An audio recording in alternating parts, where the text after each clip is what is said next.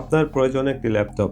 আপনার যখন একটি ল্যাপটপ দৈনন্দিন কার্যক্রম বা আপনার প্রয়োজনীয় কার্যক্রম পরিচালনার জন্য ল্যাপটপ প্রয়োজন হয়, তখন আপনি কি করছেন?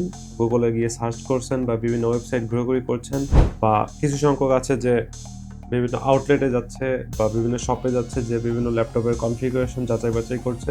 এগুলো করতে করতেই আপনার সামনে একটি শব্দ চলে আসে, তা হচ্ছে রিফারবিশড ল্যাপটপ, তাই তো?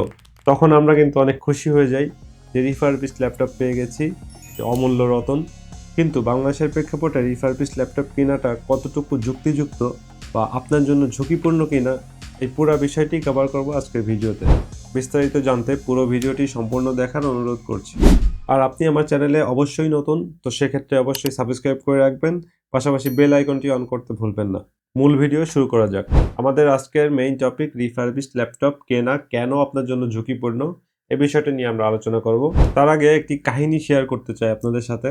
আমার অফিসের কলিগ কাম বড় ভাই কিছুদিন আগে একটি ল্যাপটপ কিনবে, আমার কাছে বেশ সাজেশন চাইলো যে কোন টাইপের ল্যাপটপ কিনলে তার জন্য বেটার হবে। সাধারণত সিম্পল টাস্কগুলো সে করে, তো সেক্ষেত্রে আমি তাকে প্রথম সাজেশন করলাম যে আপনি একটি নতুন ল্যাপটপ নিয়ে নিন। তো কিছুদিন সেম ভাবেই যে মার্কেট যাচাই বাছাই করে বা এদিক সেদিক ওয়েবসাইট দেখে টেকে সে ডিসিশন নিল যে রিফারবিশড ল্যাপটপ সে কিনবে। তো আমি নিষেধ করছিলাম, যদিও খুব সিম্পলি ডিমোটিভেটেড করছিলাম তাকে রিফারবিশড ল্যাপটপ না কেনার জন্য। তারপরেও সে ল্যাপটপটি কিনলো।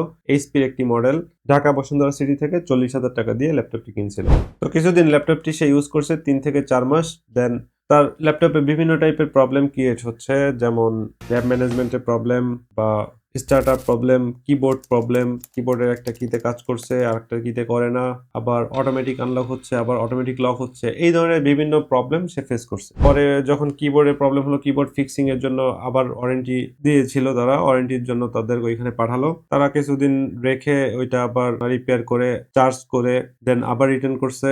আবার সে কিছুদিন ইউজ করার পর আবার একটি প্রবলেম, এরকম বেশ কিছু প্রবলেম ফেস করতে করতে একটা সময় সে বুঝলো যে না, এটা আসলে প্রবলেম। সে ওটা রিটার্ন করে কিছু ড্যামারেজ দিয়ে দিয়ে বেশ ক্লিন করলো বিষয়টি। মজার বিষয়, তার কিছুদিন পর আমার একজন কাজিন সে আমাকে ফোন দিয়ে বলল যে ভাইয়া, একটা ল্যাপটপ কিনতে চাচ্ছি, তো কি ল্যাপটপ কেনা যায়? তো আমি সাধারণত যেটি সবাইকে বলি যে নতুন ল্যাপটপ কেনার ব্যাপারে, বা যদি নির্ভরযোগ্য কোনো জায়গা থাকে সেখান থেকে যদি প্রি ওন্ড ল্যাপটপ কেনে বা সেটা ঠিক আছে, ওকে। বাট সে একইভাবেই ঝুঁকলো রিফারবিশড ল্যাপটপের দিকে। তো আমি তখন তাকে নিষেধ করছিলাম। ও বলল যে আমার ফ্রেন্ডের পরিচিত, কোনো সমস্যা হবে না।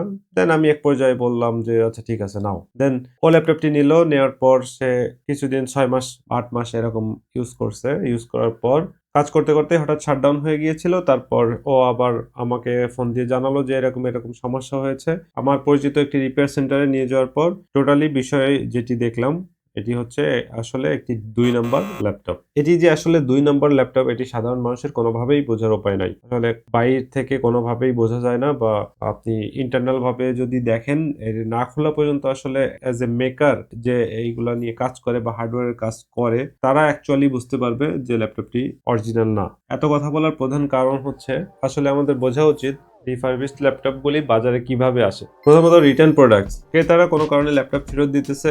রিটার্ন প্রোডাক্টগুলি আসলে ব্র্যান্ড রিটার্ন করে নিয়ে সেগুলি মেরামত করে আবার কিছু কম দামে বিক্রি করে। দ্বিতীয়ত ওয়ারেন্টি ক্লেম, কিছু প্রোডাক্টের ওয়ারেন্টি থাকে, সেগুলো যখন ব্র্যান্ডের কাছে যায়, ব্র্যান্ড সেগুলিকে মেরামত করে কম দামে বিক্রি করা হয়। তৃতীয়ত বলা যায় ডেমো ইউনিট, কিছু ল্যাপটপ আছে ডেমো আকারে বিভিন্ন আউটলেটে পাঠানো হয়, সেই ল্যাপটপগুলি আবার বিক্রেতারা বেশ কমে বিক্রি করে দেয়। দেখা যায় যে বিভিন্ন কোম্পানি অনেকগুলো ল্যাপটপ নিতেছে, যে ল্যাপটপগুলি তারা কন্টিনিউ অনেকদিন যাবত ইউজ করছে, কিন্তু তাদের সফটওয়্যার ডেভেলপের কারণে বা কোনো একটি ডেভেলপের কারণে টোটাল ল্যাপটপগুলি আপগ্রেডের প্রয়োজন আসে। তখন তারা করে কি, ওই ল্যাপটপগুলি টোটাল কর্পোরেট সেটআপটি ওরা ব্র্যান্ডের কাছে আবার রিটার্ন করে এক্সচেঞ্জ করে আবার নতুন আপডেট মডেলের কিছু ল্যাপটপ নিয়ে আসে। তখন পুরাতন যে ল্যাপটপগুলি তারা রিটার্ন করছে, এইগুলি আবার ব্র্যান্ড রিফারবিশড হিসাবে বিক্রি করে। আবার কিছু আছে কারখানার কিছু ত্রুটিপূর্ণ ল্যাপটপ আছে, যেগুলি আসলে পরবর্তীতে রিফারবিশড হিসেবে বিক্রি করা হয়। যারা আসলে বাইং ডিসিশন খুব দ্রুত নেয়,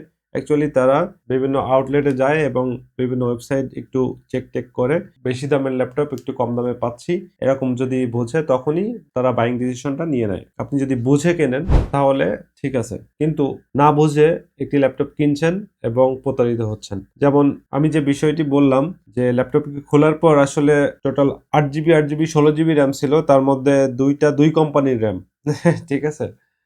এই বিষয়গুলো আসলে যাচাই বাছাই করে নেওয়ার মতো কাস্টমার খুবই কম। যার কারণে আমি সাজেস্ট করব সবাইকে নতুন ল্যাপটপ নেওয়ার জন্য। যারা অ্যাকচুয়ালি এত বেশি যাচাই বাছাই না করে ল্যাপটপ কিনতে চান, তারা নতুন ল্যাপটপ কিনেন। আপনার জন্য বেটার হবে। আরেকটা জিনিস আপনি বোঝার চেষ্টা করেন, আমরা আসলে কত বোকা। বর্তমান এইচপি বলেন, ডেল বলেন, আসুস বলেন, লেনোভো বলেন, যে কোম্পানিগুলো আছে বর্তমানে ল্যাপটপের শীর্ষে, ল্যাপটপ বিক্রির দিক থেকে বাংলাদেশের শীর্ষে যে কোম্পানিগুলো রয়েছে, প্রত্যেকটি কোম্পানির আপডেট ল্যাপটপগুলি Core i7 13 জেনারেশন। কিন্তু দেখেন, আমরা অ্যাকচুয়ালি একটি রিফারবিশড ল্যাপটপ যখন কিনতে যাচ্ছি, তখন আমরা দেখছি যে Core i5 11 জেন বা Core i7 10 জেন কি ল্যাপটপ। এত কম দামে আসলে কি দেওয়া সম্ভব? কিভাবে সম্ভব? আপনি একটা ল্যাপটপ যার দাম 1 থেকে 1.5 লাখ টাকা, আপনি সেই ল্যাপটপটি পাচ্ছেন 35 থেকে 40 হাজার টাকার মধ্যে। তো আপনার কিন্তু এটা বোঝা উচিত, সাধারণ সেন্স দিয়ে আপনার বোঝা উচিত যে এত কমে আসলে সস্তার নানান অবস্থা, জানেনই তো। তো দেন আমি নতুন ল্যাপটপ কেনার সাজেস্ট করব। আপনার সেই কাজের রিকোয়ারমেন্ট অনুযায়ী আপনি আপনার মতো করে ল্যাপটপ কিনেন। আপনি 35 থেকে 40 হাজার টাকা দিয়ে যদি একটি রিফারবিশড ল্যাপটপ কিনতে পারেন, তো সেই ক্ষেত্রে আরো কিছু টাকা বাড়িয়ে আপনি একটি নতুন ল্যাপটপ কিনতে পারেন। আরেকটি বিষয়, তা হচ্ছে নতুন ল্যাপটপ কেনার ক্ষেত্রে অবশ্যই জেনারেশন আপডেট দেখে কিনবেন। আপনি Core i3 কিনেন বা Core i5 কিনেন বা Core i7 কিনেন, ডাজন্ট ম্যাটার, বাট জেনারেশন যেন একটু আপগ্রেড হয়, সেক্ষেত্রে আপনার জন্য অনেক ফ্যাসিনেটিং হবে। তো আপনি কোন কাজের জন্য ল্যাপটপ কিনতে যাচ্ছেন এবং আপনার কাজের রিকোয়ারমেন্ট অনুযায়ী আপনার কনফিগারেশন কি হওয়া উচিত, এটি আমাকে কমেন্টে লিখে জানাবেন। পাশাপাশি সম্পূর্ণ বিষয়ে আপনার মতামত কি সেটাও আমাকে জানাবেন এবং নীল টিয়ারে সাবস্ক্রাইব করতে ভুলবেন না। আজকের ভিডিও এই পর্যন্তই। দেখা হচ্ছে পরবর্তী নতুন কোনো ভিডিওতে। সে পর্যন্ত সবাই ভালো থাকবেন, সুস্থ থাকবেন। আল্লাহ হাফেজ।